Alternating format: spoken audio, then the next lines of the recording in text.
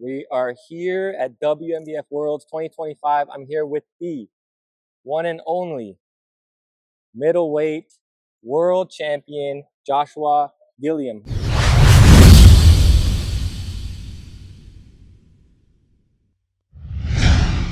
How you doing? How you feeling? Good, man. Appreciate you for having me. Absolutely. Yep. How you feeling right now having I feel won? good. I feel good. It still feels surreal. It's been a long journey up until now, and I'm just soaking it all in. Yep. And that overall, man, that was epic. It was. Tough competition in my class. Tough competition in the overall. Yeah.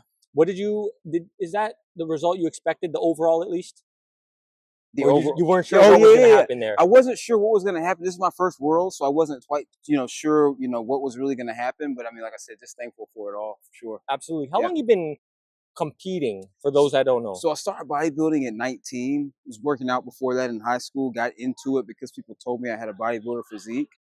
Competed up until about 22, 23. Took some time off to start a business, and then I just got right back into it this past year. So yeah. Wow. And how long have you been training?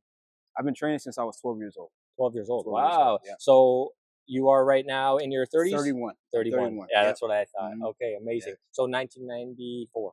1994? Yeah. Perfect. Yeah, yeah, that's you, right? It, man. Yep. That's you. Yep. Yeah, amazing. Yep. Okay.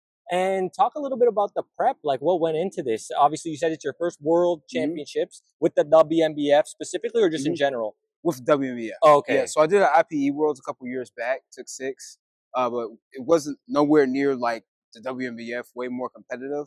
Like I said, stepping into it this time, was happy to be able to take a world title, and yeah. And talk a little bit about the training. What did that look like? So the training going into this, me and my coach, over our past preps, we've had a hard time really getting our weight down. So what we had to do was go into fasting every other day to really get my weight down. Back when I used to compete, I was only able to get down by like 175, 177.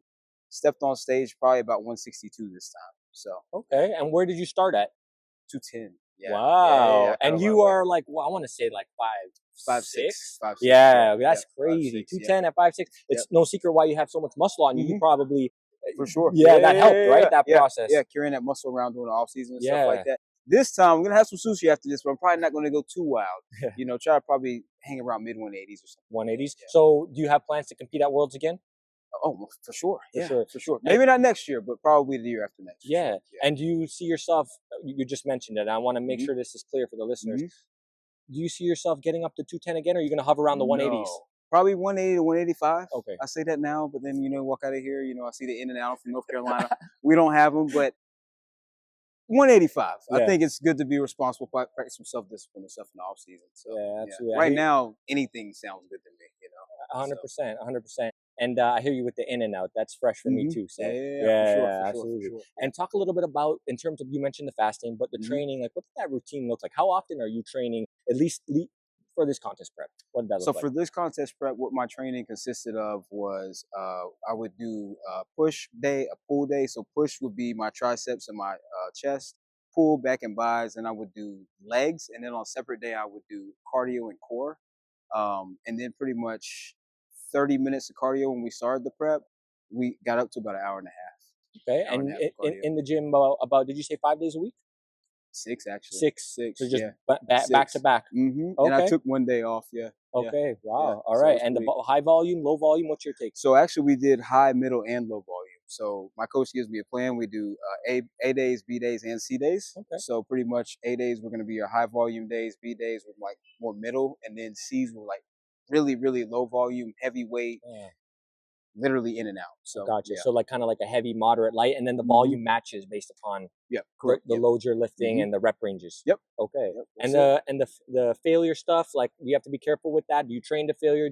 Are you making sure you're high volume days? We tried to train to failure, and then like I'm gonna do more of this off season. Some more of my hamstring glute development. Really train that heavy. I was trying to take that to failure this past season. Okay. And the heavy day, low rep days. Right? Is that accurate? I do failure with that too. Yeah. Okay. Squeezing and stuff like that. Yeah. Okay. And do you have a preference? Which days you prefer? Which body part? No, we'll do that too. But I was thinking like a preference of like, I'll be honest, the heavy, moderate, light. Volume, moderate, not high, but moderate. Because heavy, I don't really feel like I'm feeling anything.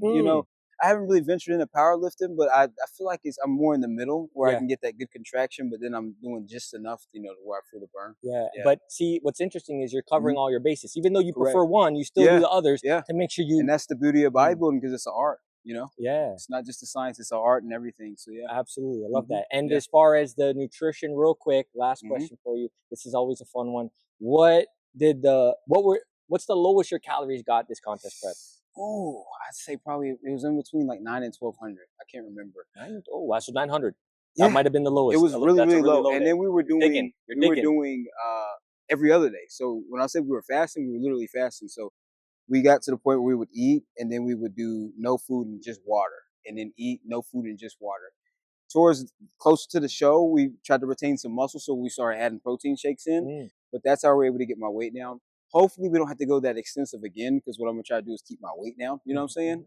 But yeah, that's pretty much how I got to. Okay. And protein intake, what did that look like throughout the prep? Like, where were you sitting? 184 grams. Yeah. 184 grams. So on the days I was eating, I was doing about 184 grams. Okay. But, yeah. Okay. And then carbs, how low did you see that get? 44. Wow. 44 grams. Pushing almost like zero there. Yeah, right? yeah. That's crazy. But From that's what's vegetables necessary. too. Yeah. Well, from vegetables only. That's it. Yeah. So we're not even talking like complex. Not even starchy. No. Okay. No. Interesting. And the fats, how low did that get this prep? Fats got to about 20. Lowest they got to was 20. Yeah. But you're not staying there too long, right? No. Okay. No. I'm talking about literally within these last like 4 to 6 weeks, certain days. Yeah. And then we would pretty much taper it from there. Yeah. Awesome. And the off season, as far as nutrition, what, like, just before you started prep, what did that look like? Just give a brief overview. So before I started prep, I was eating any and everything. All right. I'm not gonna sit here and lie to you. But then again, I'm in the sport, so I'll say I probably ate relatively healthy, but I feel like I just was eating too much. But going forward, what I'm going to do is make sure to really track and be more disciplined. What I really did, I'm going to tell you guys, that really helped me this season. I bought a step tracker to track how many calories I was actually burning from my steps. So every day I would try to get between 750 and 900 calories burned just from cardio. And then I added that to my basal metabolic rate, which is what your body needs to just live. And then I subtracted the amount of calories I had, so I knew I was in like a 1,200 calorie deficit daily. And 3,500 calories is a pound of fat loss. Not trying to get too nerdy on you guys, but that's what I had. That's what I had to get to, because last season what I would be doing was just, of course, some days you might get a little emotional and cheat, but I wasn't tracking everything. And if you can't track it, you can't measure it. So I would be thinking I'm getting ahead, and I'm like, yo, why am I not losing the weight? This time, I'm like, yo, if the numbers don't add up, it didn't make sense. So that's what I had to do this time. Amazing. And anything different you're going to do going into the off-season training, nutrition? The same exact thing. I'm going to actually be tracking everything, because honestly, I'm going to tell you guys, you can eat a lot more food than you think if you're tracking it. If the math makes sense.